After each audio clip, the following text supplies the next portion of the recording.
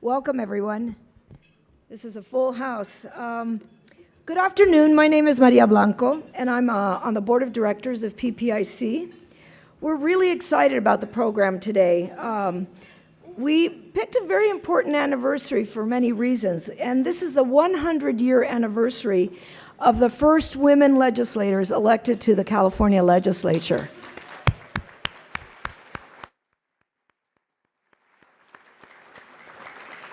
So I was brushing up on a little history, and I saw that that was 1918, if you can believe it, 4 at the same time.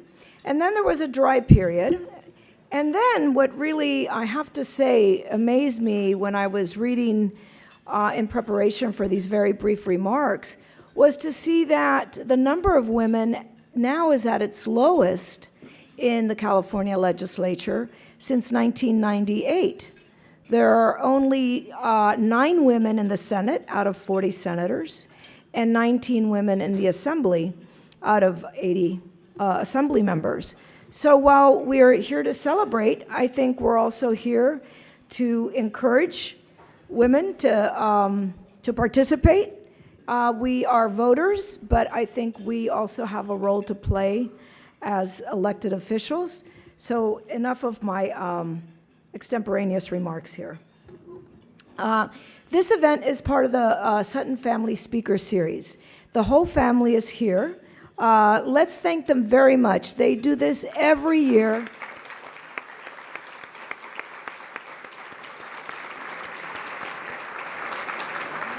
Tom and Marilyn are here, as are many members of their family.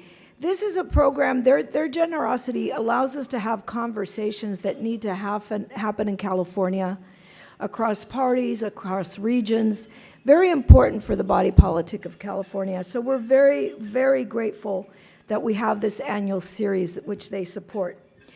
Just a couple more things. As you know, this is a very jam-packed lunch. It always is. When we're done and you get back to your office, even before you get back, you're going to have a survey in your inbox. We really ask you to fill it out. We use it, we read it, and we improve based on your survey responses. The other thing is to please silence your cell phone. We're all very busy, but we really want to take the time to have an uninterrupted, substantive conversation as we're going to have today. So now I'd like to turn things over to our President and CEO of PPIC, Mark Baldassare, and to Senate President Pro Tem, Toni Atkins, who is the first woman ever Senator Pro Tem. Thank you, Maria. Thank you.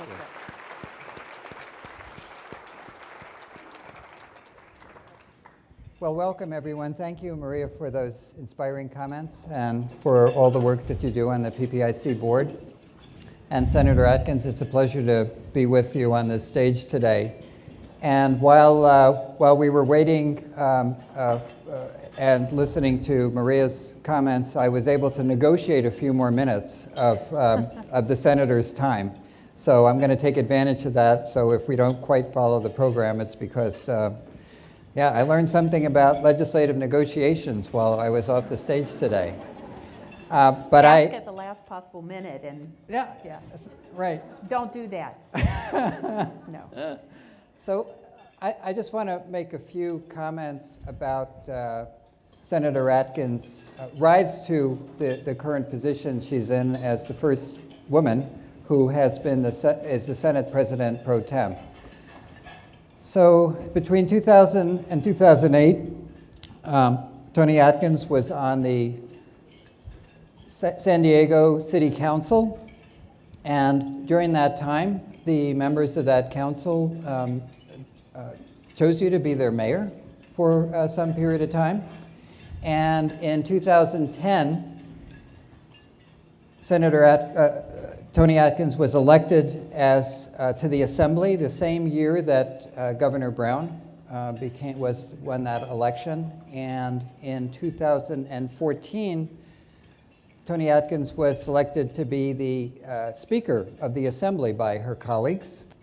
And the last time we were on a stage together was that year. In the fall of 2014, we had a program on new legislative leaders and you were on the stage with me and Kevin De Leon.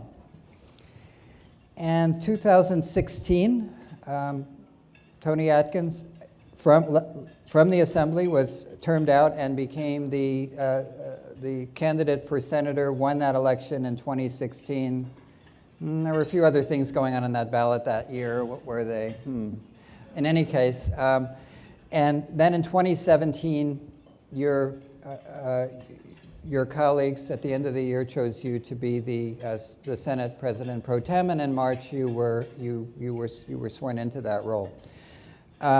And so here we are, and we had as I mentioned earlier, we had a legislative leaders event in January, and there was one question which I got to ask the other legislative leaders at that time, and I didn't get to ask you because you weren't yet the Senate President pro tem.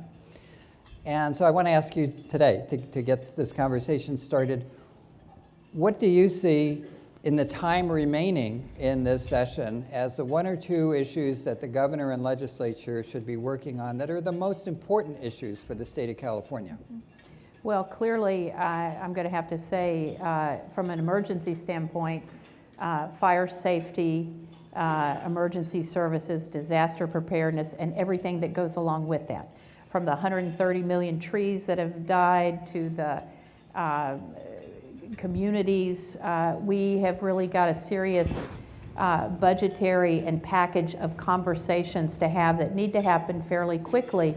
But I think a lot of the people, as I look around in this room, I see people I know who understand why this is so important. So in the short term, I would say this new normal that we're all talking about, and this new coined phrase, new normal, is really something we're going to have to grapple with in terms of climate change and what it means for us and the cost to California and communities up and down. We had this in 2003, 2007 in San Diego with the fires there, and it has only gotten worse. We were the most expensive disasters in 2003 and 2007. Obviously that has changed, and you see the most recent ones. So I would say that first and foremost. And I'm going to say there's so many issues. Don't ever get a former local elected official who loves policy stuff and ask them what their major topics are. Oh yeah, and one more. But I'm going to say housing and homelessness because it is a humanitarian crisis, I think. We've been talking about this for decades. It's taken us 3 decades to get into a situation where we don't have enough housing units. And housing is a foundation for everything else. As I look at our Secretary of Health and Human Services, it is a foundation for good healthcare outcomes, for good educational outcomes, job security, mental health services, and on and on and on. So we did a lot last year, but we have a lot more to do, and we have more than 134,000 homeless individuals. So we got a few things to work on. So I noticed in the governor's May revise, there's more money for homelessness and the possibility of also a bond measure on the ballot having to do with housing and homelessness. So what's your takeaway from the May budget revision and the priorities the governor's set, and what are the negotiations now going to look like with the legislature the next couple months, or the next month, really? Well, you know, I might have used my talking points that my staff prepared so nicely for me, except this morning I walked the dogs at 6:30, and I went past the church on N Street, and there are 2 places where individuals sleep every night, and I happened to notice that the individual who was covered completely's bag attached, his catheter, might have been her, I couldn't tell, was laying on the sidewalk attached to them from under the cover. I think her name is Annie. I've tried to ask, walking through the park this morning. And, you know, we've thrown a lot of money. I think this is one of the governor's points. The governor, and I don't want to put words in his mouth because, you know, as only he can speak. He's intimated to me in the past, we put a lot of money into this. What I think we really need to focus on is how is that money being used directly to get people off the streets? And I was thrilled to see that the governor in the May revise put money in for homelessness, and he clearly cares about housing, but he wants to make sure, my sense is that that money is actually doing what we want it to do. And are we helping the most vulnerable people? So I was thinking about that $300 and some million this morning as I looked at that man laying on the sidewalk and thinking, okay, richest state in the richest country in the world, we have it within our power to solve this problem. We clearly are not doing what we need to do. And that's on all of us, me as well as everyone else. So I'm happy to have the money. We need it. We need to build more units. That's a different issue. We need, supply demand is real. But we also have got to look at the money we're putting into the services and with the people doing the work on the ground and say, are we actually getting people off of the streets? And are we case managing them very directly to make sure that they're going to be successful? So, you know, I'm grappling with that and how we do that and how we focus and how we really try to address the issue. And you've provided, PPIC has provided incredible data to us. They're your validators for what we need to do on the policy front around some of these issues. So I can't let it go. I don't lose sight of those individuals. I read your comments this morning about the May revise, and you mentioned struggling families and not forgetting about struggling families. And then I went back and read what the governor had to say on Friday, and a lot of his message was, don't blow it. You know, let's not blow it. Let's make sure that we have enough money set aside. So can you tell me what your comments were? Yeah, what was that about? Other than housing, anything else? You want me to? Healthcare. I mean, we know that we have needs that we've got to meet the bottom line. That there are more costs for healthcare, Medi-Cal cost, expenses, cost of living adjustments. I think part of the rainy day fund and the reserves, which are critically important for us to have. You know, I came in when Governor Brown came in a $26 billion deficit. I didn't come to Sacramento to work on a $26 billion deficit. How do you wrap your head around that? So the safety net and the reserve matters. But as we're looking at how to invest and expand programs, I think we have to see, are they effective programs? How are we evaluating those programs? Much like the homelessness issue I'm talking about. How are we evaluating that those dollars are used in the most effective way? And I do think that for us to put money into programs whereby if we get a serious recession, we're going to have to cut again. So we need to factor that into the budget in terms of cost of living, but in a way that is sustainable long term. And I think that's what the dialogue is going to be about. Right now, we feel really good. We have a major surplus. But some of that, and I agree with his logic, should be one-time funds. We think of the backlog of deferred maintenance. We only have a few opportunities to deal with deferred maintenance before we're back in a situation where the dollars, we're fighting amongst ourselves. Let's take care of some of the deferred maintenance while we can, because there's going to come a moment where that is not what we're thinking about. So that makes our choices really difficult in terms of all of the issues that you care about, that our citizens care about. What is the most prudent way to divide those up and yet save for the rainy day that will come? When the legislative leaders were on stage in January, a lot of the conversation was around sexual misconduct in the legislature and what had happened, what efforts were being taken, what the consequences were, what things would be like going forward. And obviously, you've been in the legislature for a while, and you're now in a leadership position. I think we all want to know, what will be done, and what does it mean to try to change the culture of the legislature? Well, in big part, I would say we are doing it. But if people think real change happens overnight, it doesn't. What I want to know, as we undertake this, I mean, I was the Speaker of the Assembly, and there were issues. And I want to pause before I tell you where I think we're going and what we're doing to say, you know, I own that. I take responsibility for the climate at a time when I was a leader. But as a woman, I want to say, you know, you're allowed to be a leader, and I want to thank my colleagues in the Assembly and the Senate for supporting me, and I know a number of colleagues are here today. But, you know, the climate that we're in, the culture that we're in, holds us in place until there is a moment or a breakaway opportunity. Now, and you've heard me say this, people have heard me say this, Anita Hill tried to do this in the 90s. And she was powerful, and she was articulate, or she is, I should say. She was powerful then, she's powerful now. Powerful, articulate, courageous, and she got shut down. And the chill from that sent women back into the shadows because we have to take care of our families. We have careers. We want to get to the point where we have some influence and power and we can make a difference. And I think there was a culmination around an election a while ago that caused women, and then there was another thing that happened and another thing that caused women to say enough. And so I think we have one of those moments. We have a moment. And what I want more than anything is for us not to lose this moment.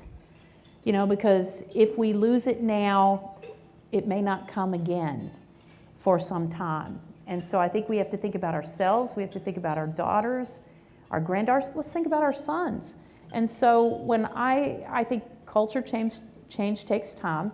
And as I have conversations with my colleagues, we are doing things. I hope people understand that the desire of my colleagues around the Joint Rules Committee and the best practices conversations, all of those hearings, we have listened. And my colleague in the Senate who is part of it, Holly Mitchell, along with Laura Friedman, and the number of members that are part of that. The culture change, the climate change survey, the best practices. I have had conversations with Speaker Rendon. We want to make sure that we move forward, and we try to do this as part of the foundation and moving forward. And we're serious about it, and it's going to take a little bit of time. But I also have been sharing with my colleagues that this culture change starts with each of us. The fact that a member or a colleague of yours, a staff member, or someone in the Capitol community might have been alleged or have been investigated, whoever that individual is, it's about them, but it's as much about me and how I react to that and how I have conversations with my colleagues and how I learn from that and I change my behavior. So I keep asking, and I said it in my inauguration speech, my swearing in, this is about individual responsibility within myself to help make that change happen. Now it is up to leadership to create the environment and the openness and the hearing and the listening to make it possible for each of us to be responsible. And that's what I want to work on. And you know, that's kind of a vague, nebulous, how do you do that, how do you get there, day by day in a million ways and a million examples. So I'm focused on this. I'm focused on the internal workings of the Senate, in the relationship between the Assembly and the Senate, and that's real. And I'm going to keep reminding people, either like this or in one-on-one conversations when a colleague says to me, you need to talk to so-and-so, he or she is not acting right. I'm like, have you had the conversation with so-and-so?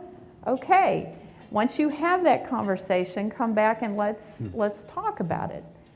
It's hard to put your finger on and tell people specifics, but I know what I'm going for, I know what I want, and it's really going to be a million different conversations every single day. How long will it be before we see real change? Well, I think that depends on us. I will tell you, I am focused, and there will be tangible things happening. We hope to have the climate survey comments back end of May. We want to have conversations about it.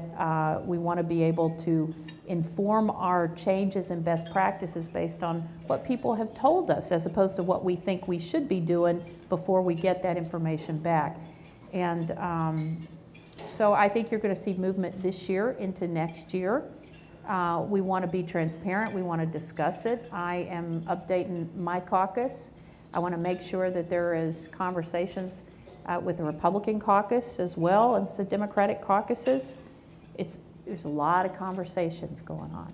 So you mentioned earlier that this is an important moment, and we don't want to lose sight of that, and we want to take advantage of it.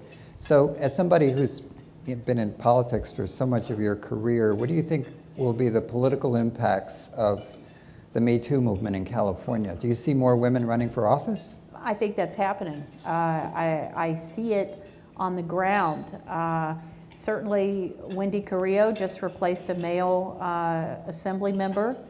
Sydney just won if I could be so bold as to call them in the public group by their first names, just replaced a male.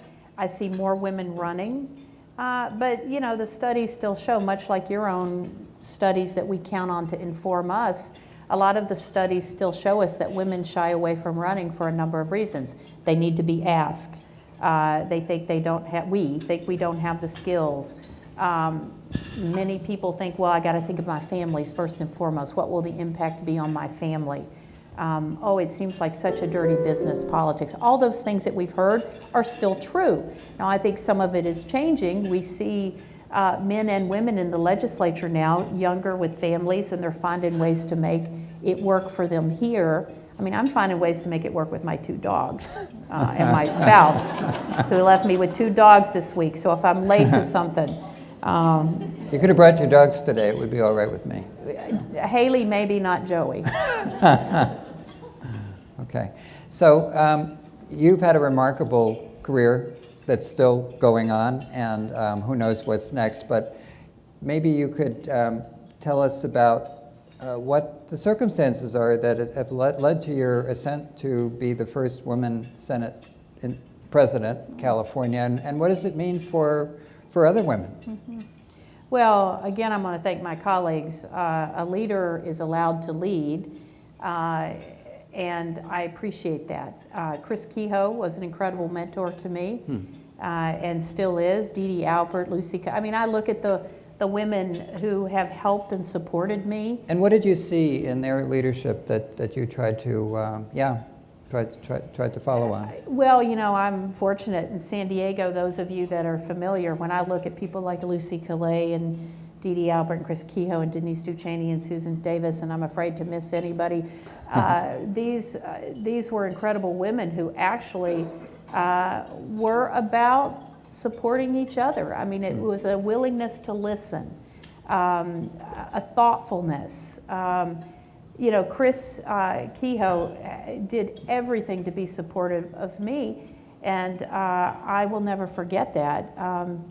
And I think I am mindful. I love the policy work. I love to be focused on a to-do list. I am a team player. I played basketball in middle school, high school, college.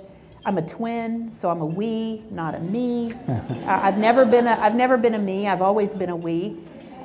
So I like to approach things from that standpoint. I don't exactly like the limelight. Now, my twin sister does.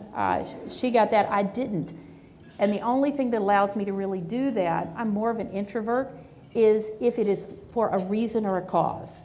And so I have to be mindful that while I am the first woman senator elected to be the pro tem, and maybe the first woman to do, the first person in 100 and some years to do this assembly and the Senate, I have to be mindful of what that means to other people.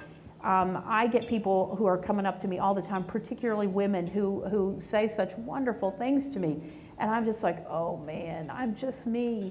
And then I hear the voice of Chris Kehoe and my spouse Jennifer, who says, you have to be the role. People are counting on you to be the role because it means something. And I do remember the first time I met Lucy Calais, I was just starstruck because I was a young woman who worked at a community clinic. And meeting her meant something. I wanted a picture. Of course I did. I get to stand on the shoulders of all of those incredible women. Only 155 of us in the legislature in 100 and however many, 50, 60 years.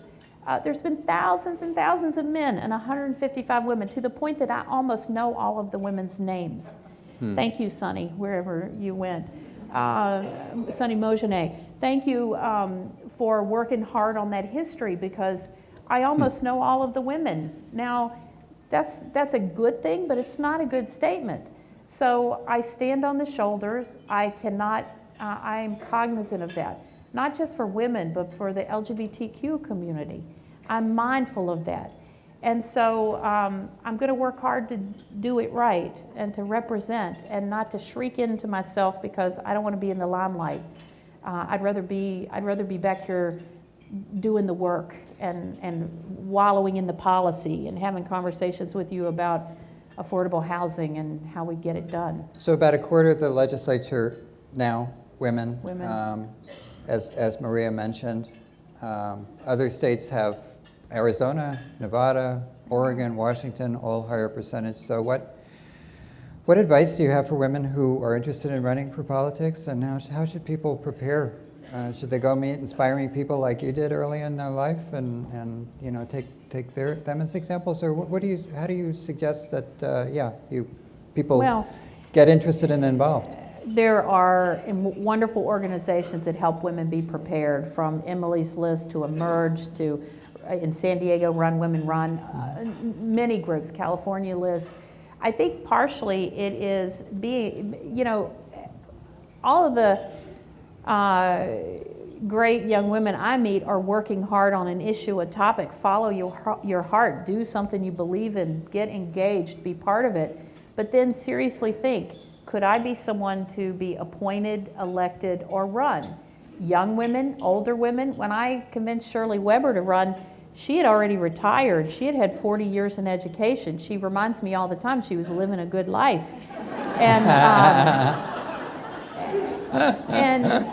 and I you know, it's just look for the people who have life experience. Look for the people who are just starting out but are energetic. There is no one way to do it. I never intended to run for office. It wasn't my 5 or 10-year plan.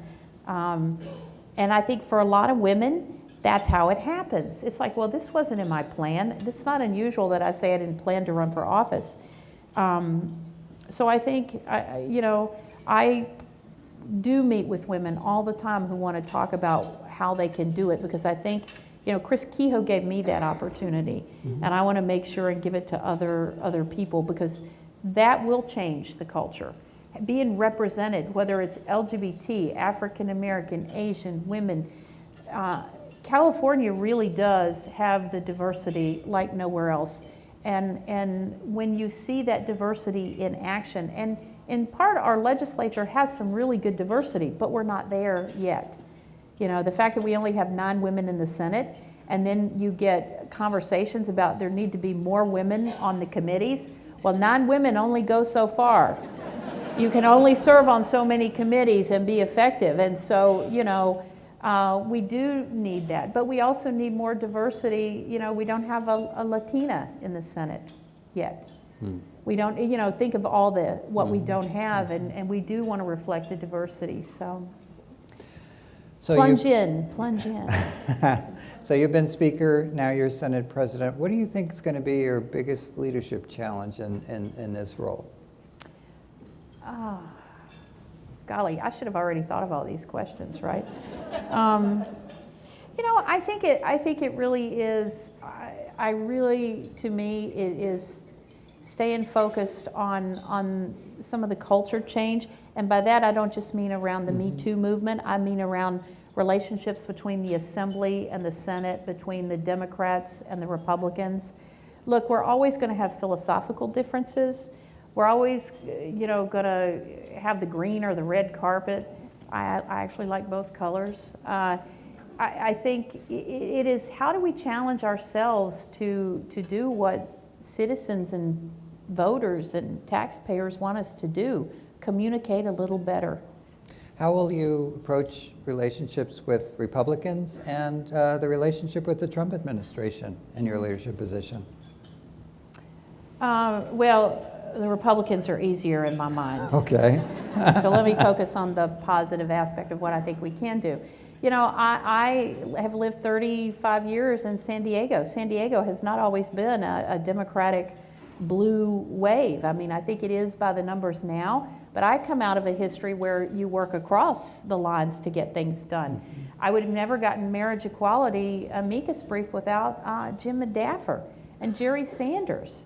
So I also grew up in Southwest Virginia. So, you know, I've picked cotton, I've chopped tobacco. My family, Pentecostal holiness. You know, I've lived a life experience, I think, that causes me to want to hear what people have to say. You know, one of the Senate fellows said, well, I know you're from San Diego, and you spend a lot of time in Sacramento, but what's your next favorite city in California? This will get me in big trouble. Without hesitation, I said Bakersfield. And the room went quiet and they were shocked. I said, it reminds me of home. It reminds me of Southwest Virginia, and of course they have Buck Owens and Merle Haggard. Right. So, Yeah. you know, so I think it's where I come from. It's my life experience. My sister, well, I'll just stay off that topic right now in terms of who she voted for. But, you know, it's my life. It's the experience of my life. If I want to have good relationships with the people in my life, I've got to be able to see different perspectives. And I do think that we can do that. I do. And is that the key that you describe as your leadership style? Mm-hmm. Yeah. Thank you. Or is there something else about your leadership style you'd like to, leave us with and to think about that we can watch unfold as you take this role? Well, I think what I find interesting, what people say they want and what they actually want seem to be a little different at times, depending upon when it's something they want. And I think mostly I just want to hold each of us, including myself, accountable to what it is we say we want to accomplish. And if you look at it, California has been pretty successful in terms of doing a lot of wonderful progressive things. I do think in doing that we have left some voices behind. And I don't think we need to. And I will leave you with this, the water bond. I was the speaker, worked with Rendon, he was the chair of the water committee. And there were more than a few people who said to me, how many votes do we need to get? I said, oh no, that's not what I'm thinking. This is an issue that resonates throughout our entire state. And water is not a Republican or Democratic issue, like many things we end up dealing with, a philosophical point of view. It is geographic. And I want everybody to feel like they get something. And you know what? We managed to do that. We continued to work. We have a lot of people in this room who helped us. And we all had to give something. And we all had to deal with the, whether we thought storage was good or bad, or groundwater, or water reuse, or desal, or all those things. And you know what? We did it, and we got everybody pretty much, with maybe 2 exceptions and a vacancy, on board. And so I know it can be done. I know it can be done if we're willing to listen to the other person, at least listen. Don't just listen and shut the door, but listen and see if it's even possible. And a lot of the time we're going to find we can do more than we think we can. And there will be times we can't. But if people feel listened to, sometimes I think that's half the battle. Thank you. Well, thank you very much. I'd like to continue this conversation, but we're out of time today. But in January, we will be inviting the legislative leaders back, and we will be inviting you, and I hope that you will accept our invitation, and we can go from where we left off today and after the election and see what might be ahead for you and for California after that. Mark, thank you, and thank PPIC, the board members, and everyone for the data that you give us that helps us inform the work that we hope to do. Thank you. Thank you so much. Wonderful. Thank you so much. So we need a few minutes to rearrange the stage. So don't go anywhere. We have a change in our panel, so you'll see there's an empty seat here. Assemblywoman Eggman unfortunately had a family emergency, so we're going to be joined a little bit later on by Senator Skinner, Nancy Skinner. But let me introduce the panelists that we have now. First, we have former Senator Becky Morgan, who served in the state Senate in the 80s and 90s, focusing primarily on education and transportation and taxation. And we also have Senator Janet Nguyen, who represents California's 34th district, which is Orange County and Los Angeles counties, parts of them. She's the vice chair of the Health Committee and the Governance and Finance Committee, and she's the first Republican legislator to serve as the vice chair of the Joint Asian and Pacific Islander Legislative Caucus. So,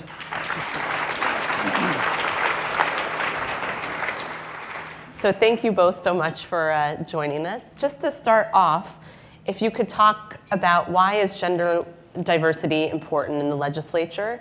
And as we've already heard today, there's a lot of stagnation. And what is that about, in your opinion?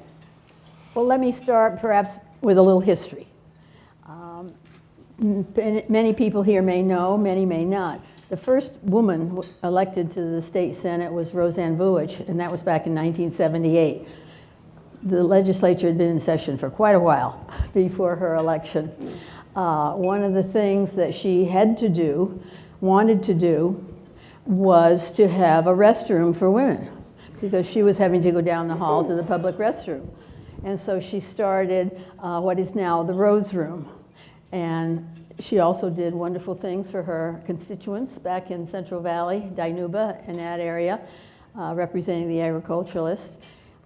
She also was brave, courageous, which I think as a woman you almost have to be, going against the majority.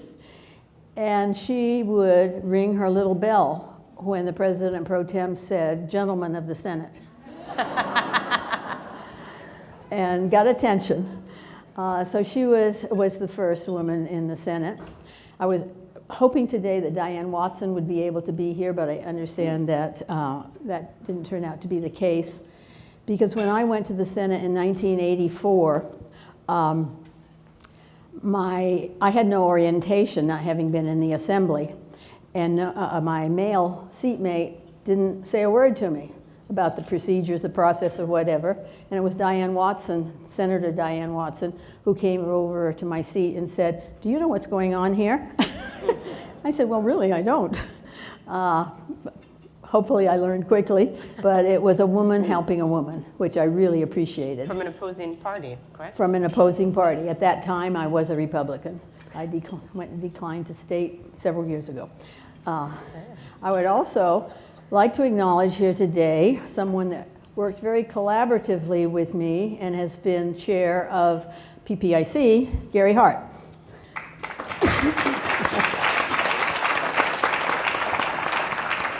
Gary was chair of the Education Committee and I was vice chair.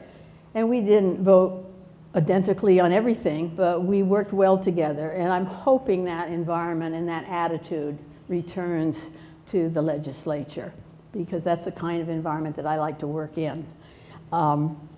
One of the things that had gotten no attention when I was a senator was early childhood. And so in 1988, I set up a committee to look at what was happening with childcare around the state, and learned from some of the providers that the regulators came out and were more concerned about a chip on the toilet seat than they were the curriculum for these early childhood our young citizens and people that we were meant to serve. So those are the kind of things that I think women do make a difference. I think women in most cases manage the family budget.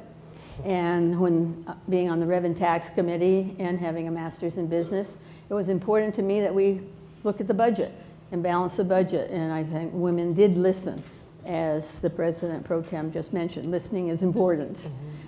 Many women come in out of healthcare, I think in a larger percentage than the male population, so make a difference in the attention that's given to healthcare. And something that isn't policy, isn't maybe as important, but I was the first woman to wear pants on the Senate floor. Wow.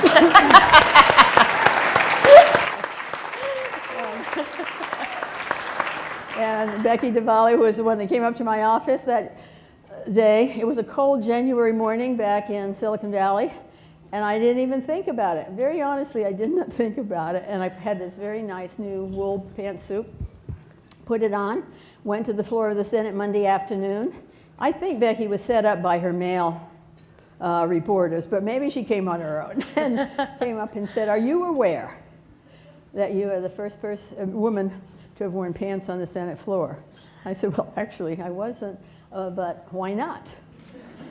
And I have to say, it wasn't policy, it wasn't significant, earth-shattering. On the other hand, I can't tell you how many women have come up to me since that time and said, "Thank you for freeing us from pantyhose." So thank you so much, Okay. as somebody who feels pretty liberated from pantyhose in general. Senator Wynn, from your perspective, and I want to welcome Senator Skinner, who just walked in. Thank you for joining us. Forgive me for eating my apple since my arrangement here was last minute, and then I have to go back to session, so this is my lunch. We can talk about, do women have the ability to multitask, perhaps? Senator Wynn, from your perspective, why is gender diversity important in the legislature, and why has it stagnated in California? Well, let me just kind of give you a little glimpse of what I've gone through. When I was first elected to the Orange County Board of Supervisors, I was the first woman in the first district, and I was fairly young. I was 30, and my husband and I have been married now for 5 years, and we haven't had any children yet. And so when I became the chairwoman of the Orange County Board of Supervisors in 2010, we found out I was pregnant. There's never been a chairwoman pregnant while chairing the County Board of Supervisors. So we actually had to hide it. We hid my pregnancy. A couple of my colleagues knew about it because I told them, and the CEO knew about it. And we kept it quiet until it got bigger, until my stomach got bigger. And I just came back from a cruise. And so some folks kept on looking at my stomach and not my face. And I'm like, yeah, I ate a little too much during the cruise. But it was a shock that, oh my goodness, what are we going to do about the supervisor? I mean, we've never dealt with it. Is she going to bring the baby to work? Is she going to take 3-4 months leave of absence? We don't know what to do. And so people were scrambling around and were really concerned because I was chair. It wasn't that I was one of the 5. I was chair that year. So my last Board of Supervisors meeting in December was the longest meeting that I chaired. Baby wasn't due for another 2 weeks. I went straight to the hospital that night and gave birth the next morning. And then we had the big mudslide, the rain that occurred in Orange County, and they had to look for the chair to sign off on the expenditures, so that millions of dollars, and so they had to come to my house and get me the documents and sign it off. And then as we move forward, though, I didn't want to give up going to work, and I also didn't want to give up not being able to breastfeed my son, or to have that connection between myself and my son. So for the next 8 months, he went everywhere with me, in all my meetings. So you would see me on the dais. I might not be sitting on the dais. I might be on the side with the stroller doing this. Yes, vote, yes. No, no, no, no, no, no, no, no, no, no, no. And then I would, at the Board of Supervisors meeting, I had a friend who's a nurse, so she came every Tuesday and helped babysit the baby for me, and I would leave. Was that my time up? I would leave to go upstairs to breastfeed the baby, and one time the chairman, some of you have heard of him, Bill Campbell, former Assemblyman Bill Campbell, was chairing that year after I chaired 2010. A constituent came up and spoke, and he got really angry. Who does she think she is? She's, how dare she walks away when we speak as a public forum? And he basically said, well, she just gave birth about a month or 2 ago. I remember the time frame. She's actually upstairs breastfeeding her son, and I know for a fact that she's looking right now and hearing exactly everything you said. And so, it also, though, what the first several months was very difficult for a lot of people in Orange County who's doing business, lobbyists, staff, etc. Because when they come into my office, I don't sit I'm standing and I have the baby and I'm holding the baby like this. As we're meeting, a lot of folks were very uncomfortable that I did that. that I had a baby, and I had a baby bed in my office. And I told my staff that I'm sorry, just let them know if they don't want to meet with me, it's okay, they can meet with staff. But I'm not going to give up family or career. I want both. And I think that's where is that in today is that we need that perspective.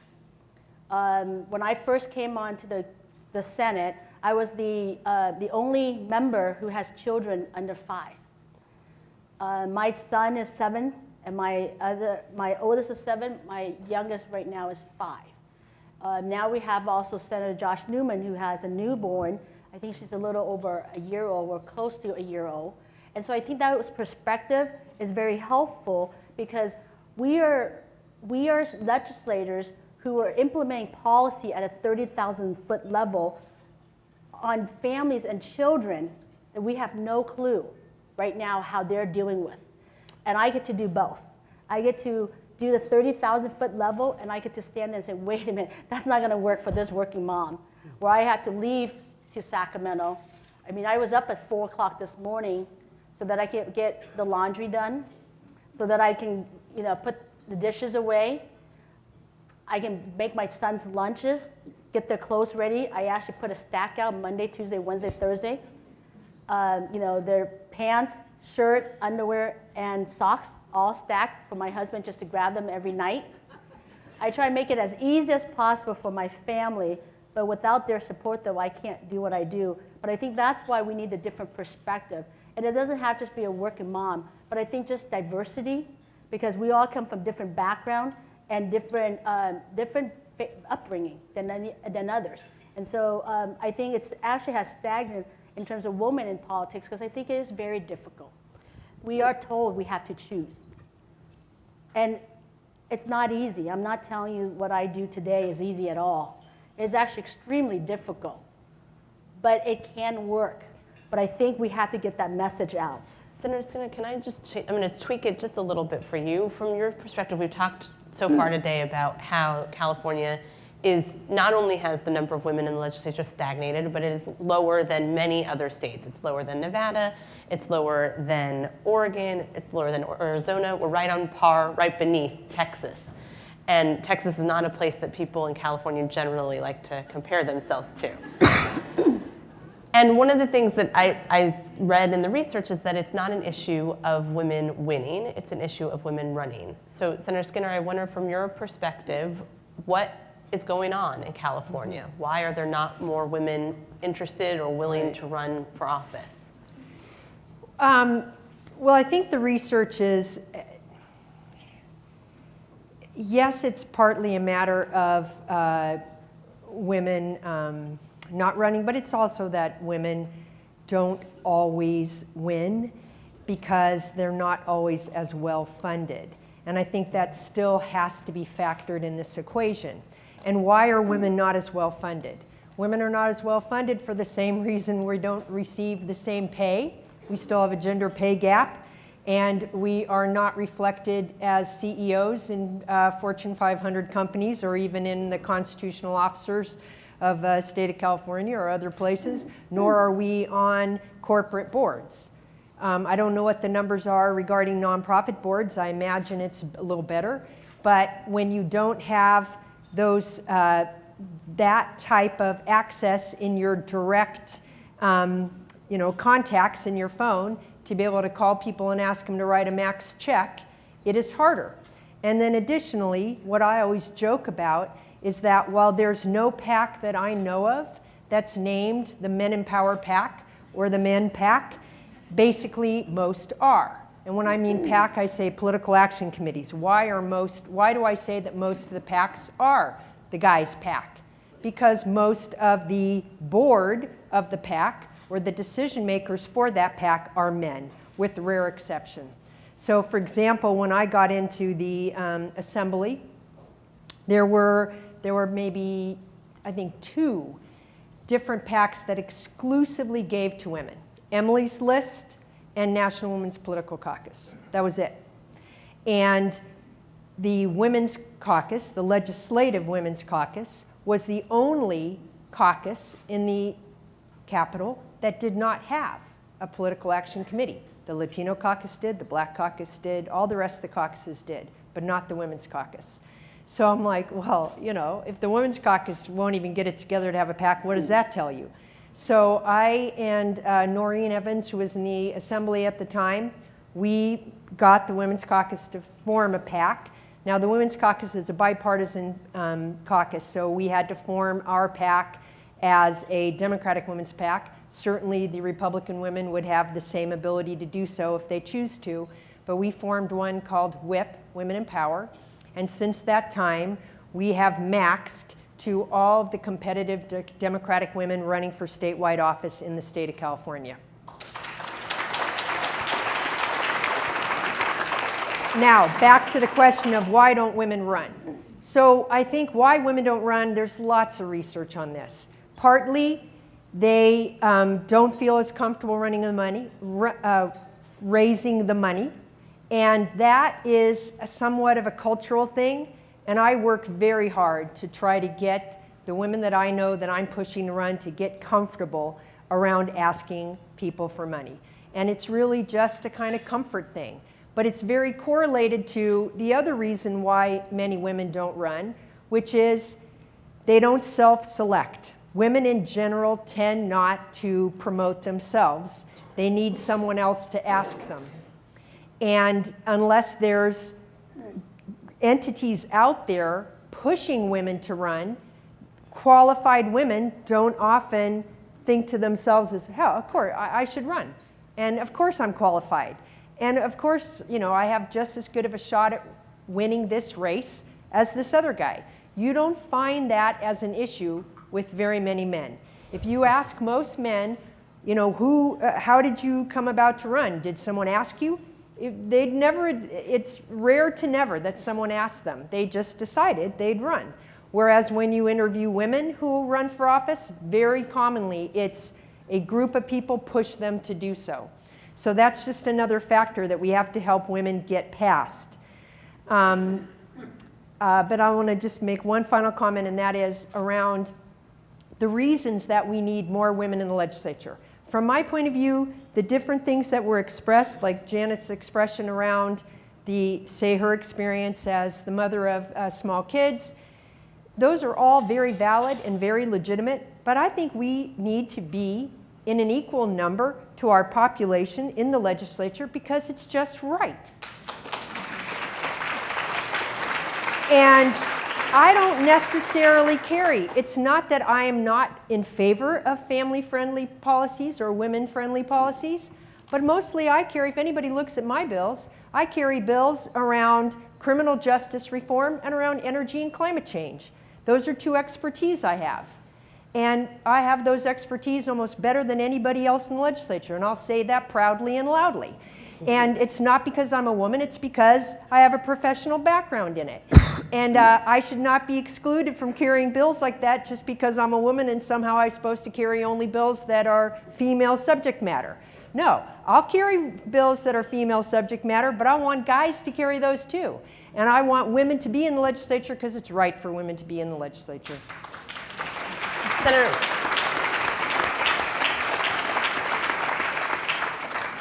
Senator Morgan, I know you have something to add to that, but I want to just add one more question to have you address. Oh my gosh. So we've had this conversation around MeToo. We've had 3 lawmakers resign this year, and I want to talk a little bit more about that. But as you address some of the things that Senator Skinner said, I also wonder if you could talk about to what degree you experienced overt misogyny or sexism from your point of view in your career. Well, first of all, let me just add to what Madam Skinner was saying about women not having the courage to run. There's a new organization that a friend of mine started down in San Mateo, Santa Clara County called WIRE. Women Identified, Recruited, and Elected. We were recruiting for a school board. There was a woman with a PhD and said, "Oh, I don't think I'm qualified." Do you ever hear a man say that? So I think we have to help each other gain confidence and have the courage to step out, whether we do it on our own or whether we are recruited, which I was fortunate to have been recruited for the school board, the county board of supervisors, and then the Senate. I wanted to do it, but it sure helped to start with the team that was behind me. And I just think that's so important. And I think women still, and the current members can tell better than I, way back in the 80s when I ran, but I remember the day I was so excited that I had 6 women, each of whom gave $1,000, because typically the women were giving me 100 and the men were giving me the 1,000. Hopefully, with women having more opportunities in the world of work, that is changing. But I think that's one of the reasons we don't have equality in elected office. Raising funds for the campaign is still harder. And in California, our districts are so huge, 900 and some thousand in the Senate. I mean, I grew up in the state of Vermont. The whole state has 800,000. And so it seems like too much for some women, I think, because of the numbers, because of the costs, but also because of the opportunities, which I'm happy for, that women now have in other roles. To answer your second question, the harassment, the misogynist behavior and so on, I did not experience. I'm going to be right out there and tell you the one experience I had. I was on the Senate floor, not in my seat, but you know, sometimes you wander around, you get a little tired of sitting, and a male senator did come up to me and say, "Do you like kinky sex?" Well, I'm a married woman, a happily married woman, with someone, my husband in fact is here today, thank you, Jim. And I just walked away. Now, I guess behaviors have just changed. I was never approached again. I think we have different behaviors. I blame some of our media, radio, television, videos. I support Common Sense Media, which works to try to help young people understand what they're seeing and how to cope with what I think is grossness on many shows. And I think we have a role to play in how we as women respond and get men to behave better. Some men, not all. Some are great. Senator Skinner, before we open it up to questions, I want to turn to you and ask, what sense have you made over this conversation of harassment? Did you see this, could you have predicted this a year ago? And do you think this will be a year of change? Will this motivate more women to run for office? Senator Skinner and then Senator Wynn, if you could go. More women are running for office. And if you saw the New York Times article yesterday, perhaps too many more. Not because, look, we need more women to run, but we also need to be smart about running. If too many women run for the same seat, and then we disadvantage the woman, we divide the woman's vote, then we can almost guarantee that it's, if there's only 1 or 2 men candidates in that particular race and 6 to 8 women, which isn't the case in many of the congressional seats right now, then the women are not going to have as good of a shot. So we have to be smart and strategic about it too. But on the type of, I'll make a terrible comment. Yeah, I won't make it. Anyway, so I was aware that there was harassment in the Capitol, not to the level of what came out in the press. And I was rules chair, so there's various things that said, somehow when I was rules chair, I should have known all these things. But there, I think, unfortunately, a lot of the women in the Capitol, either who work outside of the Capitol but interact with the Capitol or who work inside the Capitol, felt intimidated to report. And then, which is the case, and I think we find in a lot of workplaces. And so even though there were some accusations, for example, when I was rules chair, they were never as graphic as what we have now seen in the press with some of the folks that resigned. And I was not aware of the type of behavior that we now are aware of due to those press reports. And what I am an optimist. I do not think that this means it will immediately or instantly go away, but I think that women feel much more empowered to report. They feel more protected that their report will be taken seriously. And I think men, if they have any brains at all, are going to think twice, before they are so blatant. So I think that's a very important, good step. So I think we're going to open it up to some questions. I believe there's microphones floating around. Does anybody have questions to start?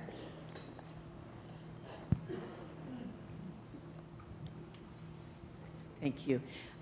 You mentioned that one of the barriers for women running is raising money, Yes. which I am running for office, and that is something I'm trying to get comfortable with, asking people for money. Could you give some tips Sure. on what you've Absolutely. done to help? Well, first and foremost, for most of us when we first run, unless we have a lot of institutional backing right when we first jump in, we pretty much, to be considered viable if we don't already have that institutional backing. When I mean institutional backing, I mean either by our political party or by, say, a large association, whether it's, say, you know, a lawyers group or a union or what have you. We pretty much have to raise from our family and friends. And we have to get past a certain threshold, depending on the race that you're running for. If it's a legislative race, you got to get past, say, 150 to 200K for people to take you seriously. And that has to come from family and friends, which most people look and think, huh? So I first counsel, when I say you need to ask everybody you have ever met at any point in your life. And when I ran for the assembly and I had been out of office for 16 years, I called high school friends, college friends, all my relatives, neighbors, people I had worked with, everybody I could ever think of. And then once people who did give to me, I asked them, who else do you recommend that I call? And that's how I got up to my first 150K. But then what do I mention to people? How do you feel comfortable as a woman? In general, anybody. The thing to get past is, yes, you're asking for money for your candidacy, but what is it that you're going to do in your candidacy? You are going to be put in a position to make decisions that affect everyone. And those people that are investing in you, they've not chosen to run for office. So in effect, their investment is an investment in themselves. By having you take the role of being in the elected role to deliver for them, whether it's on education policy, criminal justice reform, tax reform, you name it, better child care, whatever it is, you are being willing to put yourself in that role to deliver for them. So their contribution to your campaign that will enable you to be in that role is an investment in themselves. Senator Wynn, thank you so much. I know she has to leave to conduct some lawmaking business. Thank you. Are there other questions in the audience? Yes. Wait, there's a mic coming toward you now. Thank you.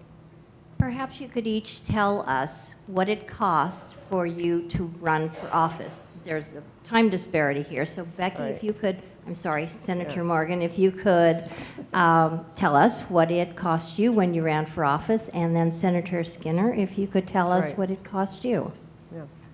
Well, I think the first thing to remember is the differential in number of voters in different districts. Yes. I know my shock when I got to Sacramento, having had gotten 220,000 votes, was to find another senator from Los Angeles, actually, with the same number of people in the district, got 20,000 votes, because nobody voted. Yes. So if you're in a district where people vote, like the one I was representing, it does cost more. Right.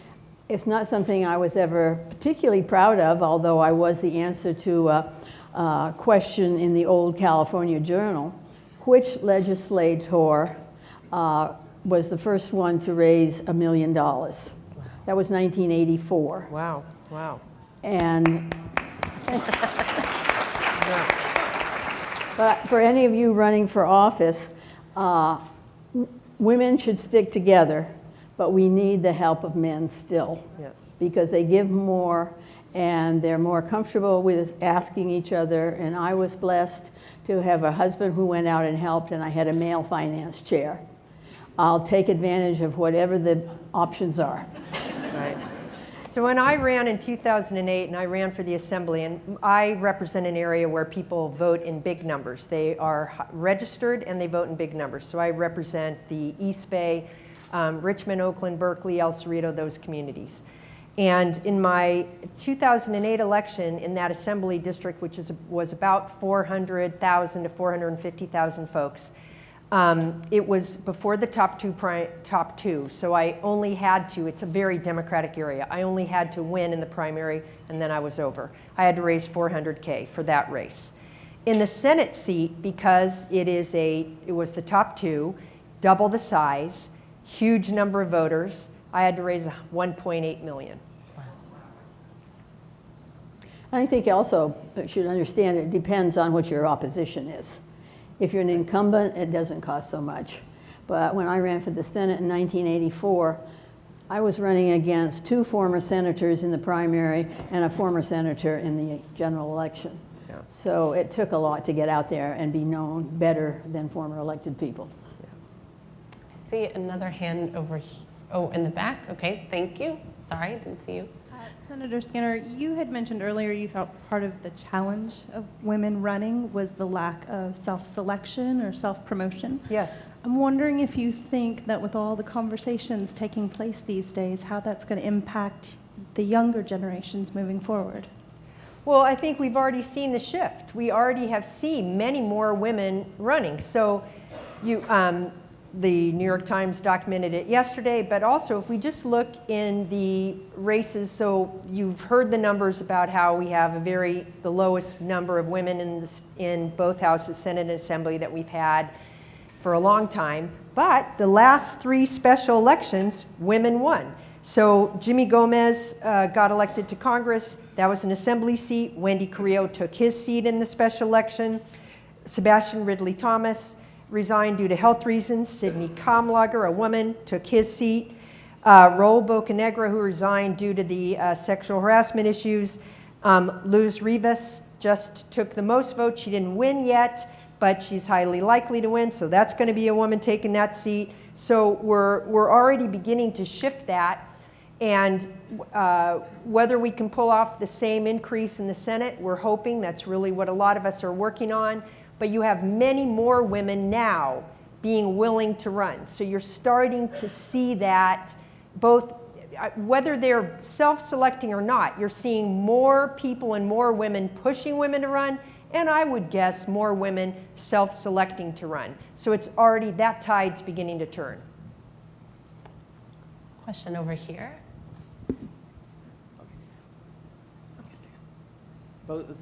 I'm Karen Humphrey, President of the National Women's Political Caucus of California. Proud to support Senator Skinner, and I don't know what happened back in the 80s, but we should have been supporting you too. Because I had an R beside my name at that time. I have to tell you that we are very appreciative of the work that both of you have done to raise the status of women in political office. I keep thinking somehow what's generating the effort with young women at the moment is a huge national cataclysm or paroxysm or whatever we want to call it, and the rise of the MeToo movement. So I'm wondering what happens 2 years from now. And I guess my sense is we have to start thinking about, are there things that we can do in the educational system? Yeah. Are there things we can do in the structure? We've seen all kinds of political reform and it has not helped women. So I'm trying to see what can we do structurally and systemically to help make sure that young women start planning to run for office the way boys do when they're 9 or 10 or 12, and that we have a system that does not automatically disadvantage women getting started. Right. Well, I think, advantaged from my standpoint of having served on the school board and served in the county office supervisor. And don't overlook those lower level offices or even the appointed positions, a fire district, a planning department. That experience is valuable, and I think it's valuable to the voters to have seen there has been some experience in the governmental process. So I think starting early. I think we're going to continue to see more women being interested, but what I think we're going to find, they'll confront that issue of the work-family life balance. And when I think about myself, I got elected to the city council when I was young. I was a Berkeley college student, and I got elected to the Berkeley City Council. And people, I think, around me expected me just to keep running. But at the end of I spent 8 years on the city council, and at the end of that, I was a single mom. And there were very few elected positions that provided any type of compensation. And I was working full-time and trying to raise my kid and, you know, take an elected position, which is basically a volunteer job when you already had other volunteer jobs. So I did not run for office, like I said, for many, many, many years. So I think it's not so much that we have to compensate all the elected offices, though I think that would help, but we also have to have more family-friendly policies, both with proper after-school child care, that kind of thing, so that women, which, look, even now we know that women still bear more of the domestic, yeah, everything to do with whether it's raising the kids or other household duties. And now we're the sandwich generation. It's also our adult parents too that we're more taken care of. So, and that's going to still limit women. And I think that we have to do our best to help it not limit women. And that has to be deliberate and policy. There's a microphone coming your way. Yes. Thank you. Okay, thanks. Hi, Senator, thank you for being here today. So I'm just curious if some of this isn't communication styles. It's more complicated than that, but we have a system that was designed by white men, basically, and we are trying to make things more diverse, but I worked for a long time in cross-cultural work, and every culture we're trying to include has different communication styles. Yes. Women have different communication styles and different leadership styles than men. You know, women ask questions to gain information and show support, and typically men ask questions to challenge. And so you can be misinterpreted just by asking a question, you know, regardless on where you are on an issue. So I'm not sure how often that is talked about, you know, in the halls of legislature and the halls of places where it's so crucial for people to work together. You know, are there conversations around creating space for different communication styles of culture or gender? It's not so talked about directly, but I guess, and I'm not sure if I'm right because I haven't looked at all the research about whether, but I just feel like we have to get more women in, more people of color, the more diversity, because once we hit certain critical masses, then we don't so much have to have the conversation about the different communication style because we're all there and we're all having to interact and relate. But it's when there's just a small number of us, whether it's a small number of women, a small number of Latinos, a small number of API, a small number of African Americans, then it's, you know, it's like we're having to hit to get to be heard or get through. So I think part of it is just, and I think this is the case on corporate boards, in the media, in Congress, all over where we do not have proper diverse representation, whether by gender or by ethnicity, is that it changes the whole nature of how we relate to each other once it occurs, once we're not just minorities. So I think that's really what we have to focus on doing. And the misogyny, we talked about a little bit. So we talked about the harassment more.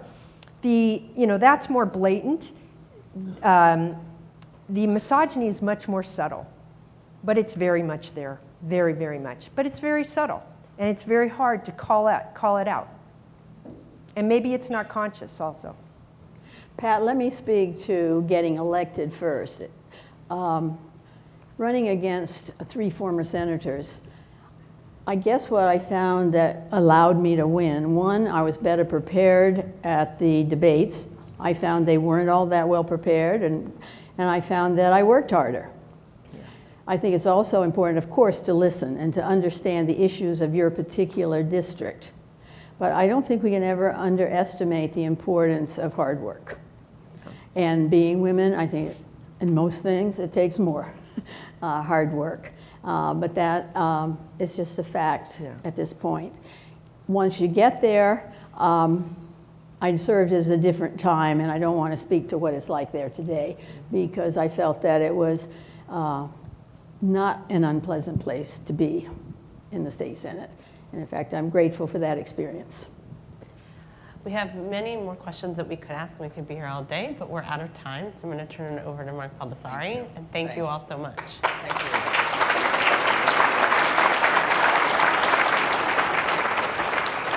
So I have one question which I want to ask. Jennifer, you're a renowned reporter for the New York Times. What did you hear today, and that you learned from? It's interesting. I think I'm a reporter, so maybe this isn't surprising. It's interesting to hear the level of optimism that all three of you have. I'm not so sure I share it. Yeah. I have to get up every morning and do my job. Yeah. It's also striking, frankly, how much has changed and how little has changed. Yes. The issues Yes. of money, Yes. and the issues of what's difficult, and the issues of laundry. Yeah. So optimism, there was hope in this conversation also, hope for improvements, not just in what's occurring today in the legislature that needs to change, but what might happen in terms of representation in the future.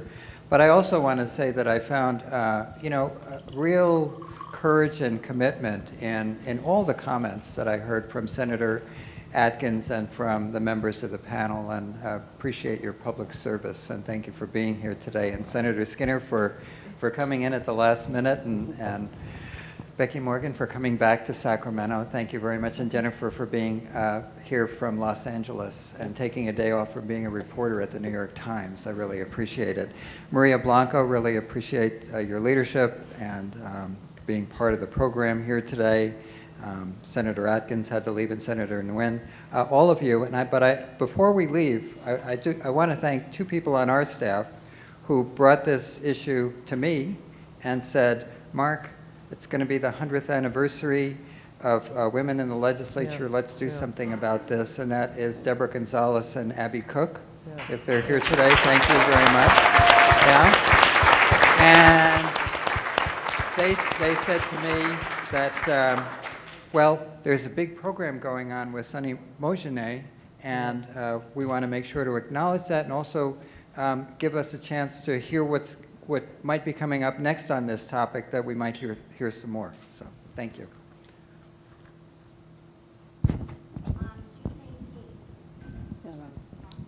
On June 18th, Monday, we will have the 100-year celebration of the centennial of women elected to serve here in the state legislature.